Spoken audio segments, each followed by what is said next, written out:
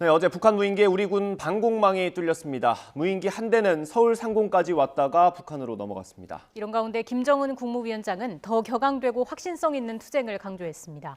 한평정책연구소 왕선택 글로벌 외교센터장 나오셨습니다. 어서 오십시오. 안녕하세요. 안녕하십니까. 일단 저희가 리포트로도 여러 차례 전해드렸는데 어제 상황부터 간략하게 정리를 해볼까요? 네, 기본적으로 북한의 무인기 5대가 건너왔고 그중에 넉 대는 강화도와 김포 일대를 비행하다가 소실이 됐고 어디 간지 잘 모르고 한 대는 파주를 지나서 서울 근방으로 왔다가 유턴해서 다시 북한으로 돌아갔다.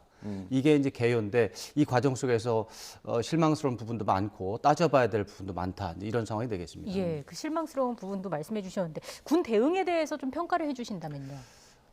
기본적으로 좀 실망스럽죠. 실망스러운데 1차적으로는 2014년에 사례가 있었고 2017년에 사례가 있었기 때문에 그때는 탐지 자체가 안 됐던 겁니다. 근데 이번에는 탐지가 됐죠. 네. 조금 좋아진 거죠. 예. 그건 칭찬할 만합니다. 예.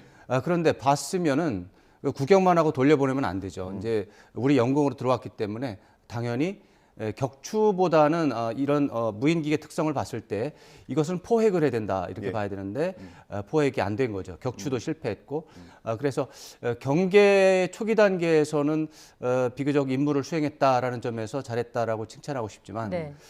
격추도 안 됐고 포획도 안 됐기 때문에 대응 태세가 미흡한 게 여실하게 드러나서 아무래도 이번 부분에 대해서 우리 군은 비판을 면할 수 없다 이렇게 생각합니다. 군이 지금 전비태세 점검을 나선다고 하니까요. 지켜보도록 하고요. 앞서 말씀해주신 대로 무인기 한 대는 서울을 왔다가 다시 북한으로 돌아갔습니다. 그렇습니다. 그 사이에 4대가 지금 강화도 쪽에서 활동을 한 건데 그렇죠. 이게 교란 작전을 벌인 거라는 분석도 있던데 어떻게 보십니까? 저도 그렇게 생각합니다. 강화 김포 쪽으로 해서 우리 군의 관심을 모두 그쪽으로 유도하는 그런 상태 속에서 다른 쪽으로 한 대가 왔고 이런 움직임은 굉장히 질서도 있고 사전에 계획한 것 같은 그런 부분이 있고 실제로 그 한 대는 파주를 지나서 서울 상공에까지 왔기 때문에 그 한 대를 보호하기 위해서 나머지 넉 대가 먼저 우리 군의 관심을 돌리는 교란 작전을 했다 이렇게 보는 게 현재로서는 정확한 분석이라고 생각합니다. 그럼 그 한 대의 분명한 목적이 있지 않았을까라는 생각이 드는데 그게 뭐였을까요? 이제 우리 군 당국의 발표에 따르면 이 식별된 무인기가 2017년과 2014년에 발견된 무인기와 유사하다고 했습니다. 예. 유사하다고 했다라고 하는 것은 그 기계의 쓰임새도 유사했을 것이라고 보는 것인데 네. 2014년과 17년 그때 당시에서는 사진 촬영이 목적이었습니다. 네. 이번에도 사진 촬영이 목적이었을 것이다. 이렇게 추정할 수 있는 부분이 되겠고 예. 서울과 서울 이북 인근 지역에 대한 사진 촬영이 목표였을 가능성이 있다 이렇게 추정할 수 있겠습니다. 그게 목표라면 실제로 그럼 필요한 자료가 있었던 걸까요? 아니면 자기들이 이 정도까지 촬영할 수 있다라는 능력을 보여주기 위한 걸까요? 이제 역시 지난 과거를 봐야 되는데 그때 북한 무인기의 성능을 보면 매우 조잡했습니다. 이번에도 유사한 걸로 보였기 때문에 성능이 많이 좋아지지는 않았을 것이라고 봐서 조잡한 물건을 보여줘서 과시를 한다는 것은 제가 볼 때는 아닌 것 같고 뭔가 필요가 있어서 무리한 작전을 했다. 북한 입장에서 그렇게 좀 평가를 하고 싶고요.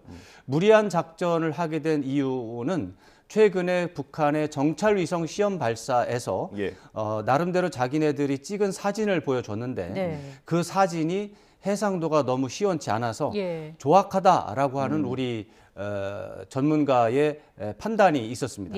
그 부분에 대해서 북한이 격앙된 반응을 보였는데 그것과 관련해서 북한의 그 영상 촬영 담당 팀, 그 팀이 아마 혼나지 않았나 이런 것과 관련해서 어떤 좀 창피한 상황을 만회할 수 있는 그런 노력이 필요하다.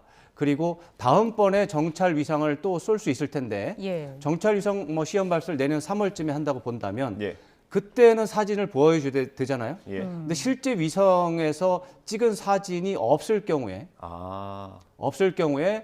어쩌면 위성에서 찍었다고 할 수 있는 뭔가 다른 대안이 필요하다. 예.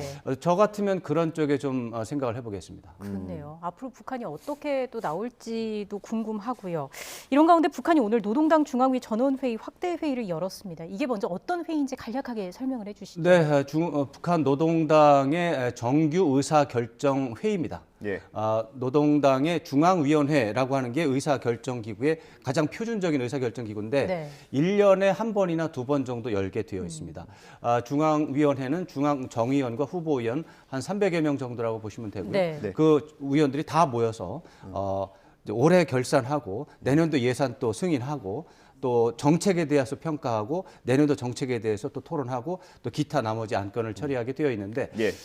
북한은 기본적으로는 중앙위원회는 1년에 한두 번 열고 예. 그것이 없을 때는 정치국 회의를 통해서 결정을 하고 예. 정치국 회의가 열리지 않으면은 상무위원회가 결정을 하고 상무위원회도 열리지 않으면 김정은 위원장이 결정을 하죠. 이런 예. 체제로 돼 있어서 정식 의사결정기구가 열렸다, 예. 회의가 열렸다 이렇게 보시면 됩니다. 저희 할애된 시간이 거의 다 됐는데 네. 짧게 김정은 위원장의 발언이 소개되지 않았습니까? 오늘 그 어떻게 평가하시는지 짧게 부탁드립니다. 크게 두 가지 방향으로 볼 수 있겠습니다. 어려운 가운데에서 열심히 노력해서 성과를 많이 거뒀다. 그런데 앞으로 도전 과제가 계속해서 있기 때문에 더 세게, 더 격렬한 방법으로 투쟁을 해야 된다. 이 정도로 좀 결론을 내면 되겠는데 그것은 올해 한 해 또 2, 3년 사이에 계속 하던 말입니다. 그래서 북한이 이번 전원회의를 통해서 굳이 크게 달라지는 부분은 없을 것이다라는 것을 추정할 수 있는 부분이 되겠습니다. 예, 뭐 내외부적으로 던진 메시지가 아닐까 싶습니다. 왕선택 한평정책연구소 글로벌 외교센터장과 함께 북한 이야기 나눠봤습니다. 오늘 말씀 잘 네, 들었습니다. 고맙습니다. 감사합니다.